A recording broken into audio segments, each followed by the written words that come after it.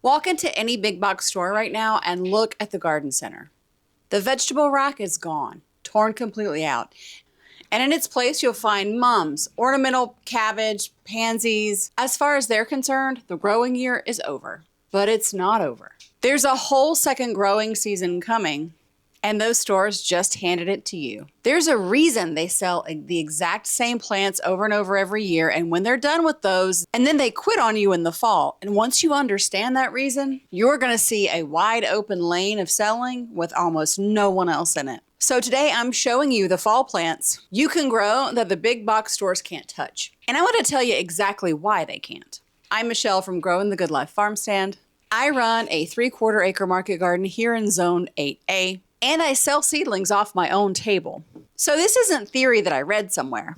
This is what actually moves, what actually brings folks to your table to buy, what actually brings the better price, and what the big box stores can never put on the shelf. Real quick, before we get into it, if you're thinking about selling seedlings but you don't know where to start, I've got a free guide on how to get your first seedling sale going. It's linked down in the description, so grab it whenever and let's keep rolling. Here's the thing nobody explains, and it's the whole key to this video. These plants at the big box store, they don't come from the store. They come from a handful of giant national suppliers. Bonnie Plants is the biggest one in the country. A few growers are shipping the same vegetables and the same plants to thousands of stores across the country. Now, here's the part that matters, because you probably already knew that other stuff. Most of the plants sold are what's called pay by scan. That means the grower still owns the plants that are sitting on the rack. The store doesn't pay for it until it gets scanned at the register. So if a plant wilts, gets ugly, just doesn't sell, the store doesn't eat that cost, the grower does. So put yourself in the grower's shoes. You're shipping to thousands of stores and you eat every loss. What are you gonna grow? You're gonna grow the safest, most bulletproof plants on earth. Stuff that ships well stacked on a rack, stuff that looks good the second it hits the floor, stuff that's the same in Georgia and Ohio and Arizona. Proven sellers, nothing risky. And that right there is the gap. Because that whole system screens out anything that's the least bit fragile, anything that might not ship perfectly over long periods in questionable conditions, anything regional, anything unfamiliar, anything that doesn't bloom or fruit the moment it lands, and anything that needs a word of explanation is left completely out. They literally cannot sell those plants. The model won't let them. Now, I'm not telling you the big box store grows nothing. They'll rack a generic tray of pansies all day with generic broccoli. What I'm telling you is that everything that's interesting gets left on the table. And in the fall, they don't just leave a few things. They pack up and leave a whole season. That's your lane. Less competition, and because what you're selling is special, you're not stuck at their $2 price. You said it. So let's walk through exactly what's in that gap. I have 6 categories, and these are all things that I sell as transplants. I either plan on selling them this year, I've sold them in the past, so let's get into it. Group number 1 are specialty brassicas. And I mean the showstoppers. Romanesco, like those wild, like green spirals, purple and cheddar orange cauliflower, kalettes, lacinato and red Russian kale, kohlrabi. Here's why the box can't do those. Those big box stores can't do these plants. Romanesco looks like it came off a spaceship. The mass market buyer walks right past it because they don't know what it is, because your big box retailer would not be explaining to them what it is, so they don't sell it. Colored cauliflower is also low volume.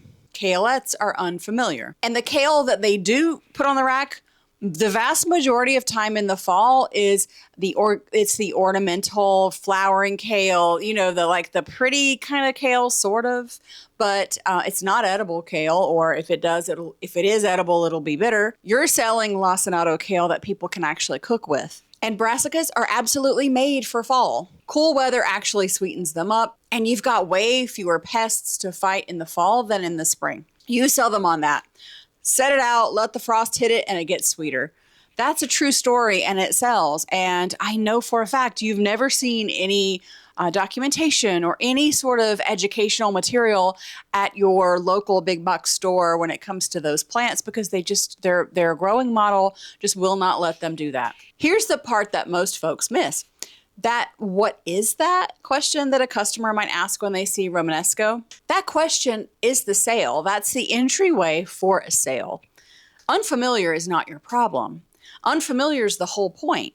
It starts a conversation, and the conversation is what lets you charge more. Number 2, Asian greens. Bok choy, tatsoi, Napa cabbage, mizuna, all those things. These are perfect for the Gap because they're fast, they're perishable, and the demand is regional. A plant that's quick and tender does not hold up stacked on a hot rack for 2 weeks. So the box stores won't mess with them. But you selling local and fresh, that's exactly your strength. They're cool season. They'll bolt in the summer heat, so fall is their moment. And because they turn around so fast in the tray, they're ideal for succession planting. You can keep a steady supply of these coming instead of one big flush and then nothing. I'll give you more on that in a minute. Your selling tip here is to bundle them. Sell a little stir-fry pack. Sell bok choy, mizuna, tatsoi all together. And suddenly you're selling dinner, not just a plant. Number 3, chicories. Radicchio, escarole, frigé. Now these are bitter greens and they do need a little bit of explaining. I mean, they're fancy, they're sort of elevated. You really do definitely see them in fancy grocery stores. And I'm gonna try my hand at some of these this fall. Now it does pay to be closer to a larger city if you can. I see a lot of these greens in my local Trader Joe's and they do charge a pretty penny for those. And I see people picking them up all the time.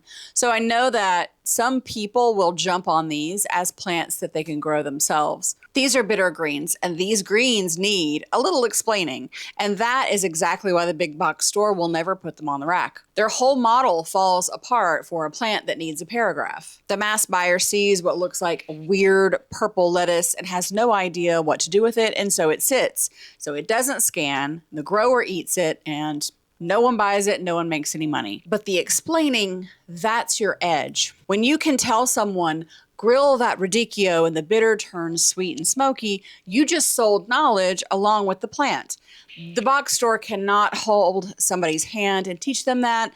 The box store cannot hand somebody that, but you can. And these are all cold lovers. You might be seeing the trend here. They're all cold lovers. In Zone 8, fall and winter cold is exactly what makes radicchio head up tightly and color up deep. This is a sell to the foodie play. The folks who watch the cooking shows and want to grow what they see are going to be drawn to this. Number 4. Now this one's a little bit different. These are cool season, hardy annual flowers. Things like snapdragons, dianthus, stock. Here is the box store catch, and it's a good one. In fall, the box stores will rack flowers that bloom right now. Mums, pansies, instant color. A plant that won't bloom until next spring is death on a pay-by-scan rack because nobody's buying a green pot in October, so they can't sell those as fall transplants, period. But the serious flower growers, they know better. You plant these hardy annuals in fall, you let them sit through winter, and they reward you with earlier blooms and longer, stronger stems come spring. You get a higher yield, more vigorous plants, everything. A fall planted snapdragon will outbloom a spring planted one every time. And Zone 8 is just about perfect for overwintering these. You can also overwinter these in some cooler zones as well. So this is your grower to grower sale. You're selling to people who already understand why fall planting wins. Flower farmers, market growers, the folks planning for spring bouquets and Mother's Day, they pay a premium because what they're really buying is that head start. My daughter Kate grows flowers for her fundraiser, and fall planted hardy annuals are a big part of how she gets those early sales and stems. Group 5, cool season specialty herbs. The box store does do herbs in the summer. They rack basil and they pretty much quit after that. The cilantro, dill, they bolt the second they get hot. So you're going to buy those in the spring. You plant them out in your yard. They're done for pretty soon. And then you think, oh, well, I can't grow those. And you pretty much don't bother with it anymore. But cool weather is exactly what these things want. These herbs that are everything basically but basil can do great in fall. Fall gives you cilantro that actually stands instead of bolting.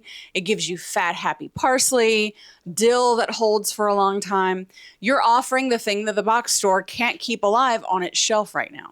And here's a selling tip. Sell the pain you're solving. This is cilantro that won't bolt on you. Anybody who's grown cilantro and watched it shoot to seed in a week knows exactly what that's worth if they love cilantro. Group 6, fast fall tomatoes and cherry tomatoes. Number 6 is a home field advantage for those of us down south. Fall tomatoes, specifically fast maturing varieties and cherry tomatoes. So let's think about box stores and tomatoes for a little bit. They sell tomato plants in exactly one window, and that's spring. By the time it makes sense to set out a fall tomato crop, which is the middle of summer, the tomato rack has been gone for months. Nobody's racking tomato starts in July and August when it comes to big box stores. Nobody. But here in Zone 8, you can squeeze in a fall tomato crop if you pick fast maturing determinants and cherries and set them out in the summer to race that first frost. Cherries especially are quick, they're productive, they're forgiving. And imagine being the only table at the market with another flush of fresh tomato plants or fresh tomatoes in October when everyone else is done. That scarcity is the wholesale. Now, I'm going to be straight with you guys. This is a southern long season move. Now, if you don't have a long season like we do down here, you're not going to want to do this one. If you're up north early with an early frost, fall tomatoes are a gamble. They're not a sure thing. And I'm not going to sit here and tell you to bet your whole season on it. But Zone 8 and warmer, or Zone 7B or 7A and warmer, fresh tomatoes when no one else has them, that's a perk that's worth going into. Now, let's look back at all 6. Do you see the pattern? Every single one is something the box store can't rack because it's too familiar, it's perishable, it won't bloom or fruit at the register, so it's not super pretty whenever people are buying it, or it needs a word or two of explaining. That gap is the same every time, and that's yours to exploit. And I know some of you are sitting there thinking, I can't compete with the box store's $2 plants. Well, first of all, they're not $2, but otherwise, I want you to stop right there. You're not competing with them. That's the whole point. You're not even in the same lane. Trying to undercut a giant national grower on a commodity tomato, my name is Bennett and I ain't in it. You have to go where they can't follow. And if you're thinking nobody around here will buy weird vegetables, the unfamiliar thing isn't the obstacle. That's the sale, because it's the conversation that leads to a sale. It's the reason they pay you and that they pay you more. So there's your fall lineup for plants to sell. Specialty brassicas, Asian greens, chicories, hardy annual flowers, cool season herbs, and fast fall tomatoes if you have a long growing season. 6 categories that the big box stores can't touch. They're all things you can grow and sell with less competition and a better price. Now, here's one thing that will make or break it, and that's timing. These all want to go out in a specific window so that they're ready to sell at the right moment. Not too early, not too late. And that's exactly what my seedling succession guide walks you through. It's how I keep a steady run of seedlings coming instead of one big flush and then nothing else. It's linked in the description, and it's the natural next step if you're serious about selling this fall. If this helped you see that gap, go ahead and hit subscribe, because I put out this kind of real market garden stuff all the time, and I would love it. It helps me so much. When you subscribe, I know that's what you want me to make, and I make more of it. And as always, I know you could have been anywhere today, but you chose to be with me, and I really appreciate it. Bye for now.